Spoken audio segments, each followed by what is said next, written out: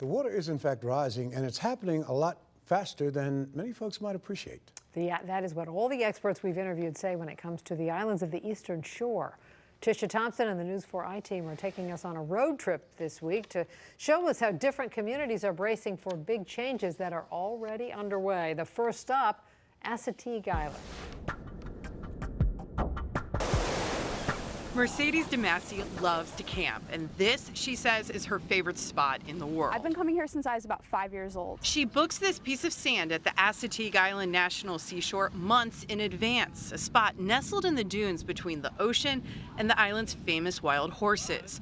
But this year, she noticed her spot doesn't quite look the same. Things have changed a lot around here. I've definitely noticed like the dunes eroding a lot. Kelly Taylor with the National Park Service says most visitors don't really think about sea level rise until they can't find their favorite campsite. 14's the best site, and then they're like, what happened? Sea level rise maps like this one from the National Oceanic Atmospheric Administration show why many call Chesapeake one of the most vulnerable national parks in the nation. NOAA tells the I-Team a mixture of ocean currents, thermal expansion, and glacial melting means places like Chesapeake will see the water rise at least a foot and maybe as high as 4 to 6 feet within our lifetime. It's been happening for a long time, but we've all had our head in the sand until like the last decade, so there's a lot, we're learning as we're going along. Taylor says the island is moving, rolling over itself and creeping inward, wiping out not just campsites, but parking lots and buildings on the island.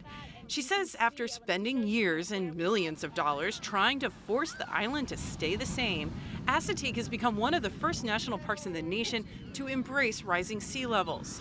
The big wake-up call, she says, was Hurricane Sandy. The water came up so high and it basically undercut the parking lot, so there's huge chunks of concrete that just basically fell over.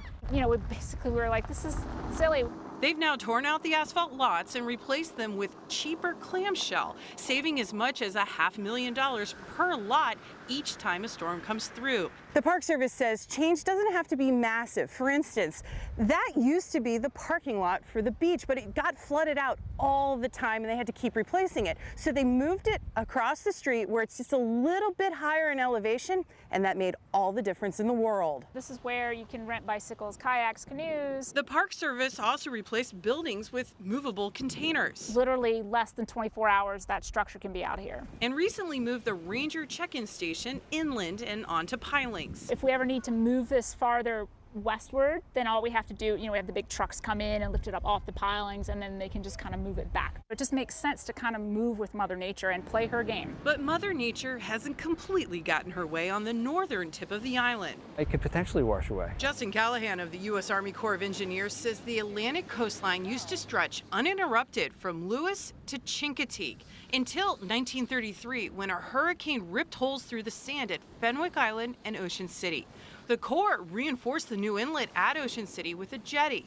But over the years, scientists realized the jetty caught large amounts of sand, creating a wider beach at Ocean City near the boardwalk, but eroding Chesapeake's north shore and pushing it further and further inland. That's where the Corps of Engineers project at Chesapeake comes in. Callahan says the Corps spends more than $1 million each year dredging sand out of the inlet system to replenish the beaches at Ocean City and the north shore of Chesapeake, protecting the threatened and endangered seabirds like the piping plover, which nests in the area. I think it's actually incumbent upon us to make sure that as long as this inlet system is maintained and as long as we have an unnatural interruption in the sediment source, that we owe it to Chesapeake to take that material and put it back into the system.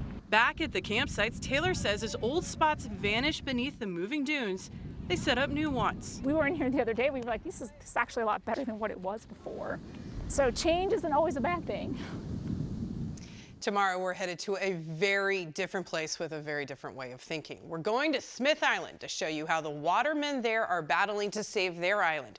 See inside the Smith Island Baking Company to show you why it and so many of the island's people no longer live there. Tisha Thompson, News 4i team. Now to the company in the middle of the Chesapeake Bay, created in hopes that it would bring tourism and jobs to an island struggling to survive. But it's been tough to sell it all this week. Tisha Thompson is taking us on a road trip to islands of the Eastern Shore to show us how the area is changing, including the home of one of Maryland's most famous desserts.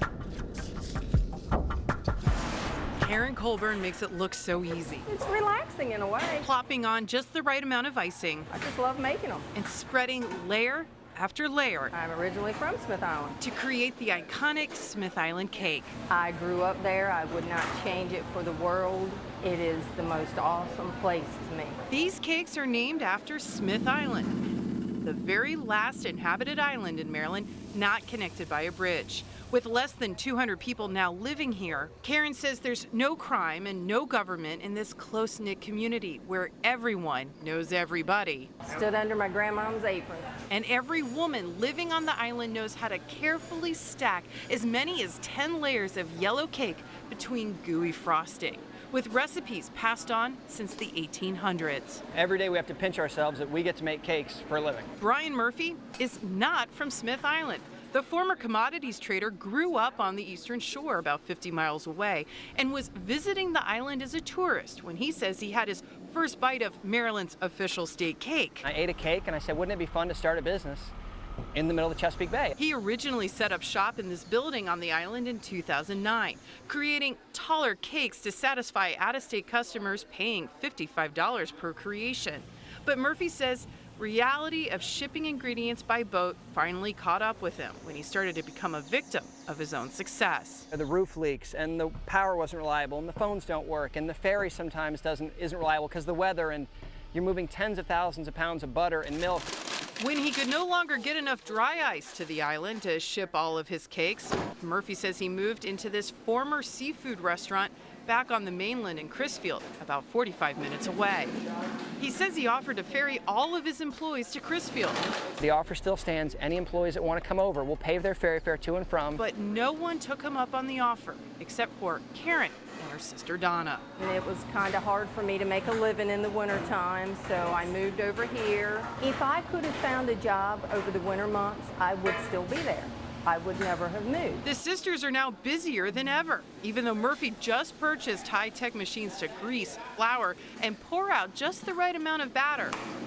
The icing and the stacking are still done the old-fashioned way. On an average, we probably do around 300. Sometimes it's more. Around the holidays, it might be 450. But Murphy says they can do even more every day. We could do 10, 20,000 cakes at Christmas if we could actually have a building. The only thing holding him back is space. Your company name has their island Yes, in it. it's right here. What's your relationship with the island? It took a long time, and I think there's still some that are very skeptical, but I always say you can't fake showing up. And when I come back and we put $1 million in this building, they see that. After working 3 years to get financing, Murphy is now transforming this former grocery store into a state-of-the-art cake factory in Crisfield. So all of our food gets delivered right here. Murphy says the walls here will soon have shelves full of cake, Hundreds of racks. and hopes tourists from the D.C. region will drive the 3 hours to Crisfield to visit his new factory. People will see their food being made. And he says he wants to sell discounted ferry tickets back to where it all started. People start saying, wow, Smith Island's a really cool place to go to. Maybe they should buy a second home there or go fishing there or spend time, and that's how you really build an economy. The centerpiece of his vision? You walk in and you see a big glass window. With Karen and Donna sitting in the center, showing everyone what it takes to frost Maryland's most famous cake. Murphy says he bet his contractor a steak dinner that they'll be moved into the new factory by the end of October. Now, you probably heard hints of the problems folks are having on Smith Island trying to find jobs there. Tonight on News 4 at 6, we're taking you on the ferry to show you why the Islanders say they've made some big changes to save their way of life. Tisha Thompson, News 4. A fiercely independent group of people who have clung to a way of life for more than 400 years. Tonight, Tisha Thompson and the News 4 I-Team continue their journey along our changing Chesapeake to show you how the unique community of Smith Island says it's ready to change to save itself.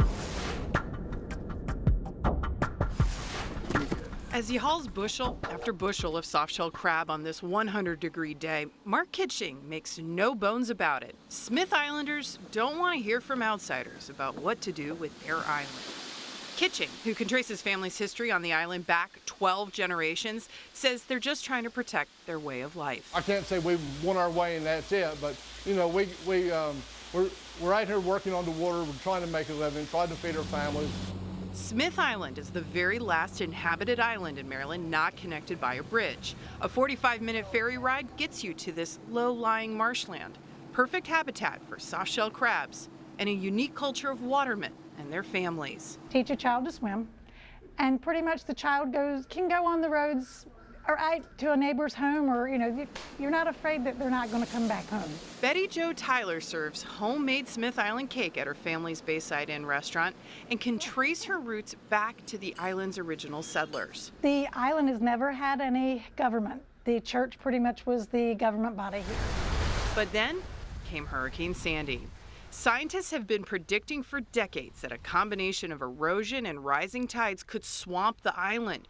So federal officials pitched the idea of paying Smith Islanders to relocate to the mainland. We've seen storms and we've had battles. But Kitching says the threat of being forced to move made them take a hard look at themselves. I know we have an aging population. I can look into church on Sunday morning and know how many people in there is over 75 years old. When Kitching was a boy, there were nearly 700 people here, according to the U.S. Census. It's now dropped to 176, scattered between 3 towns, with more than half over the age of 55. It's hard to make a living on the water anymore.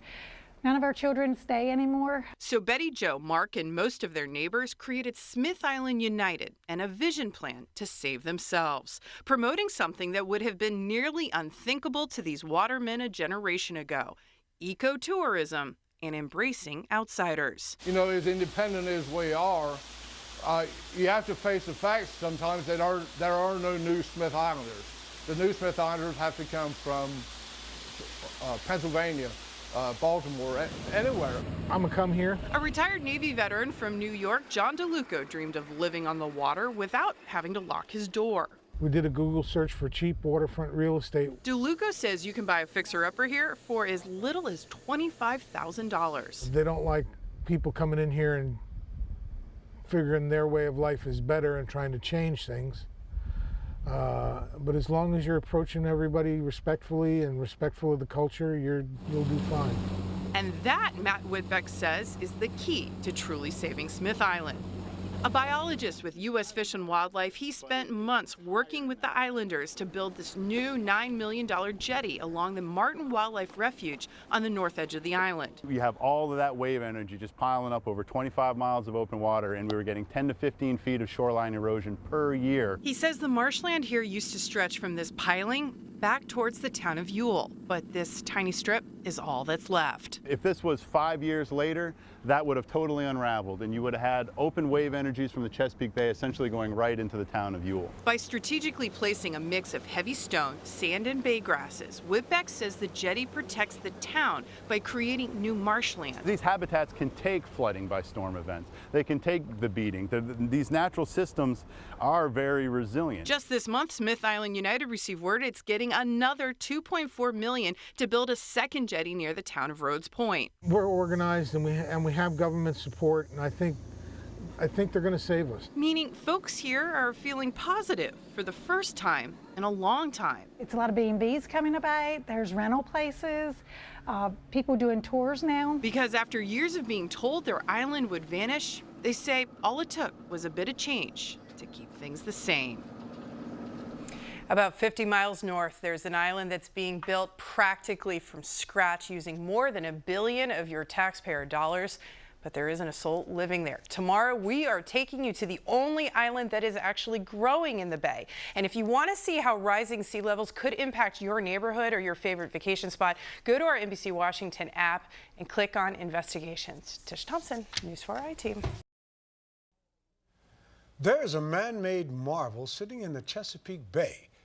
You might not have heard of Poplar Island, but your taxpayer dollars are building it. Tonight, the News 4 I-Team continues its journey along the Chesapeake to show us why so much money is being spent to build a brand new island. Here's Tisha Thompson. the perimeter is completely man-made. When Justin Callahan first arrived on Poplar Island, there wasn't much to see. Poplar Island was on the verge of extinction. He says the once inhabited island had eroded away from 1,100 acres in 1847 to just 5. But now it looks like this, because the government needed a place to put all of this. Callahan and the U.S. Army Corps of Engineers rebuilt the island using dredge material dug up from the bottom of the Baltimore shipping channel. We're actually taking something that really doesn't have any particular use, and we're using it to restore a vanishing habitat here in Chesapeake Bay. Starting in 1993, they first rebuilt the island's outer edge using heavy stone, and then created pods to pump all that dredge into. It's about 90% water and about 10% solids. So it's a lot of people refer to it as chocolate milk. Once each pod is filled, it sits and dries out for about 3 years until it looks like it's from another planet. It is, in a way, the beginning of a new world.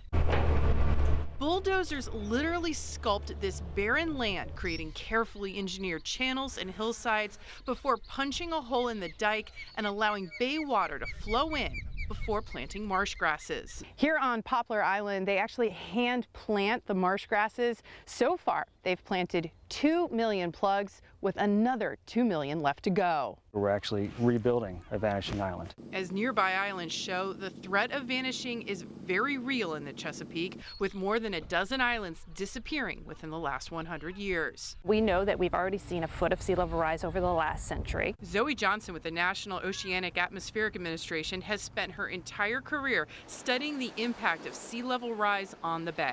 We could see in the next 50 years about 1.5 to 2 feet of sea level rise in the Chesapeake Bay, and over the next 100 years, anywhere from 4 to 6 feet. She says along with Louisiana and Florida, the Chesapeake coastline is considered one of the most vulnerable areas in the nation because not only is the water rising, but the bottom of the bay is actually sinking, meaning the water here could rise twice as fast as other parts of the country. What really strikes me is the significant amount of land on Maryland's eastern shore and on the eastern shore of Virginia that are vulnerable to even 1 or 2 feet of sea level rise. So there are enormous expanses of land throughout the Chesapeake that are very low-lying.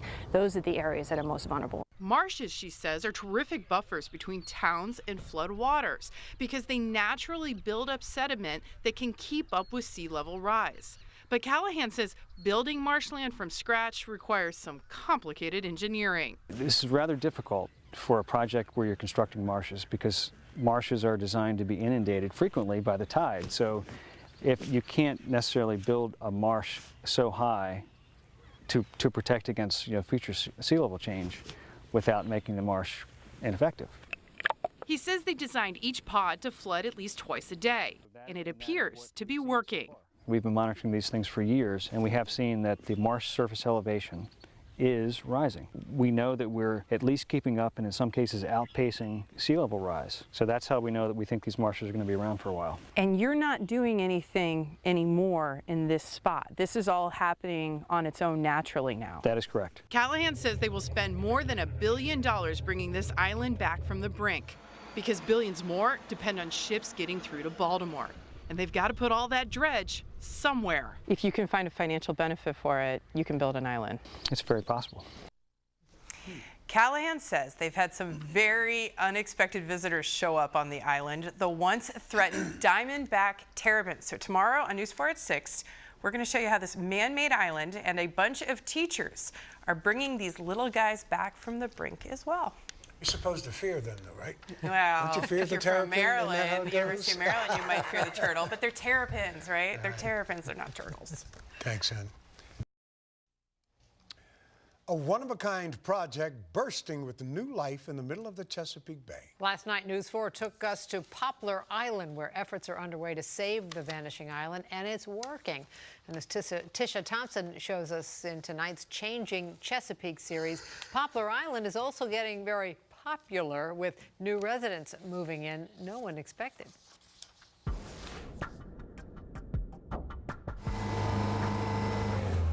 Pulling up on the shores of Poplar Island, you might not realize you're looking at a man-made masterpiece, an island once on the verge of extinction. By the time I first got out here in 1993, there was about 3 to 5 acres left of poplar. Now it's bustling with new life thanks to a massive restoration project using dredged material from the bottom of the Baltimore Harbor. And you've discovered in building this island that there's been some interesting animals that have shown up. Tons of interesting animals. But Justin Callahan with the Army Corps of Engineers says no one expected this added bonus. I think the biggest surprise would have to be the terrapins. Poplar Island's vibrant new ecosystem has turned into a nesting ground for the once struggling diamondback terrapin, the state's official reptile. We have about 1,000 terrapins hatch each year here at Poplar. And nobody anticipated that? That wasn't part of the plan? No, it wasn't part of the original goals. Pick out different areas where we can let all these turtles go. Some of those hatchlings end up in Maryland classrooms as part of the Terrapin Head Start program, where students care for them through the winter months. We have 6 turtles here that we're going to be releasing into Cell 3D. On this homecoming day, 14 of the still tiny turtles are headed back to where they were born. About 90% of them are born in an area of the island called the Notch, including Haley, Terry, Squirtle. The next turtle we have is Bubbles. And another Bubbles, it's a popular name. So I want to scan with this device the turtle's right back leg. So far, 130 different schools have nurtured about 180 terrapins through the program. There we go, got it. Each one is tagged and scanned so students can get updates if they're ever recaptured. And they're doing just great here. Fantastically. No one is quite sure why the terrapins have taken to Poplar, but the undisturbed sandy shorelines and the lack of land predators could be part of the reason. They have tons of food, tons of shelter. The still growing island is now home to the nation's largest terrapin research project. If you just looked at this project and you wanted to rate its success, from a wildlife usage standpoint, you'd have to say it's an overwhelming success with the terrapins. You can release them anywhere in this water over here or in the channel as well. And even though these little guys have been away for months, All right, say goodbye to Echo. it didn't take them long You guys ready to go? to feel right at home on this man-made island. The day we went out, teachers from Charles County were releasing the terrapins, but there have been plenty of kids who take the trip to learn about Poplar and to say goodbye. You can see the project for yourself. Poplar Island gives tours throughout the year. Doreen. So cool, and great camera work too to see the turtles underwater.